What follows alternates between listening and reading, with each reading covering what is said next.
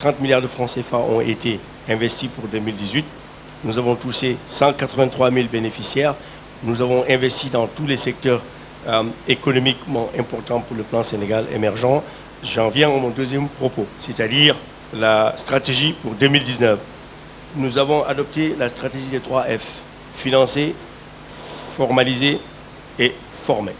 C'est-à-dire toutes les structures, toutes les entreprises, les GIE, les personnes morales, etc., qui bénéficieront de ces financements seront obligés d'être formés et d'être formalisés car nous voulons contribuer davantage à améliorer notre économie nationale. L'objectif principal est de faciliter l'accès à des produits et services financiers adaptés aux besoins des entrepreneurs avec des taux d'intérêt et des garanties allégées, ou pour dire quasi inexistants.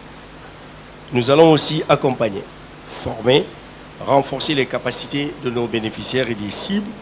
Nous allons les incuber, nous allons développer et lancer des structures d'appui en partenariat avec nos partenaires, mais aussi nous-mêmes avec notre futur incubateur qui sera opérationnel dès début 2021, s'il plaît à Dieu, pour une meilleure intégration des entreprises dans les chaînes de valeur agricoles et artisanales et l'émergence de champions nationaux. Nous allons jouer ce rôle de conseil sur les évolutions réglementaires, mais fiscales et propices à l'émergence du secteur informel, notamment dans le cadre des start-up. Pour cela, nous allons faire un plaidoyer que nous avons déjà commencé avec le ministère des Finances et du Budget pour obtenir un Start-up Act pour les start-up et les PME de notre pays. Nous allons aussi capitaliser sur les résultats que nous avons obtenus pour aller loin.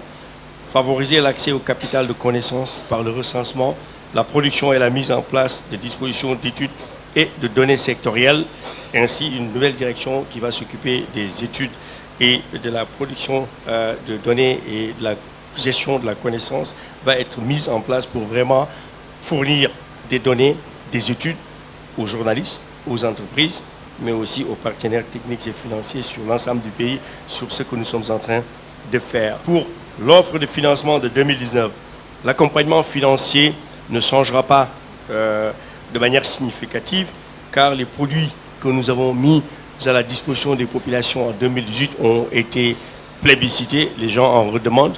Donc nous allons remettre la couche autonomisation économique pour les femmes et les jeunes sur l'ensemble du territoire, qui seront des enveloppes qui iront de 10 000 francs à 500 000 francs CFA. La moyenne de ces financements étant autour de 250 000 francs CFA. Et nous allons introduire cette année une dose de nanocrédit, c'est-à-dire de petits financements qui vont aller de 10 000 à 50 000 francs, que les personnes, notamment dans les marchés aux poissons, dans les marchés des détails, peuvent emprunter et rembourser le même jour, dans la semaine, dans le mois. Donc c'est un produit innovant que nous allons lancer très bientôt. Nous aurons aussi l'appui au TPME, c'est-à-dire des financements qui vont de 1 million à 10 millions, 15 millions. Et c'est pour accompagner encore une fois le tissu de petites et moyennes entreprises qui est porteur de croissance pour notre économie. Et le troisième guichet qui revient, c'est la structuration des chaînes de valeur agricoles, artisanales et industrielles avec des stratégies dédiées, développées en interne par nos équipes qui seront accessibles sur notre site internet pour nos secteurs d'intervention prioritaires. L'accompagnement non financier sera composé, comme je l'ai dit tout à l'heure, de la formation, du renforcement des capacités, ainsi que de l'appui à la formalisation. Aujourd'hui, nous avons déjà pu formaliser des centaines d'entreprises sur l'ensemble du territoire.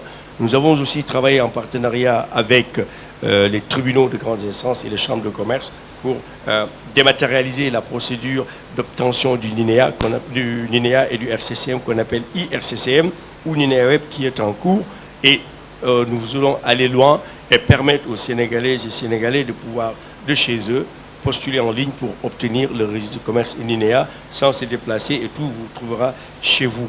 Et c'est le pari que l'ADER veut jouer, le relever en partenariat avec l'Agence nationale de la statistique et de la démographie et la Direction générale des impôts et domaines du ministère des Finances et du Budget. Le budget est de 30 milliards renouvelé et nous pensons avec les partenariats que nous sommes en train de mener avec des partenaires techniques et financiers nationaux et internationaux, arriver à 50 milliards pour 2019 et passer à 100 milliards en 2020. Les conditions d'éligibilité, comme je l'ai dit, sont les mêmes que l'année dernière, à savoir les femmes, sans limite d'âge, et les hommes avec 40 ans de limite d'âge. Il n'y aura aucune dérogation possible.